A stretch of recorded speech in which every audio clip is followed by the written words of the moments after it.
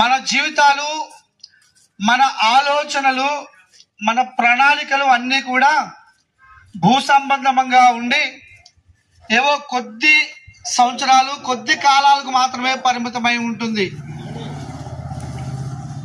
మానవ జీవితం మహా అయితే 60 ఏళ్ళు, దేవుని కృప ఉంటే 70 సంవత్సరాలు, అధిక బలం ఉంటే 80 సంవత్సరాలు.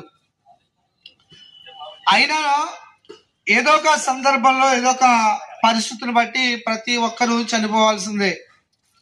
అయితే ఈ గుడారం లాంటి మానవ దేహాలు అశాశ్వతమైన జీవితాలు. మరి శాశ్వతమైనవి లేవంటారా? ఉన్నాయి. దేవుడు శాశ్వతమైన దేవుడు. ఆయన రాజ్యము శాశ్వతమైన రాజ్యము, నిత్యము ఉండే రాజ్యం.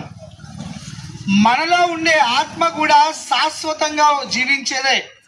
మన దేహాలైతే భూ సంబంధమైనవై కొద్ది కాలానికి మాత్రమే పరిమితమై ఉంటాయి, కానీ మనలో ఉండే ఆత్మ శాశ్వతము జీవిస్తుంది.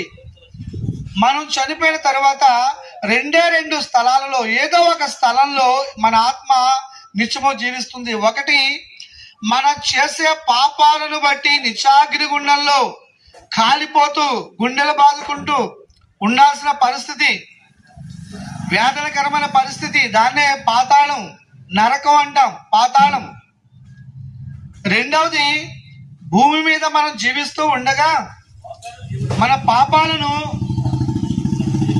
పాపాలకు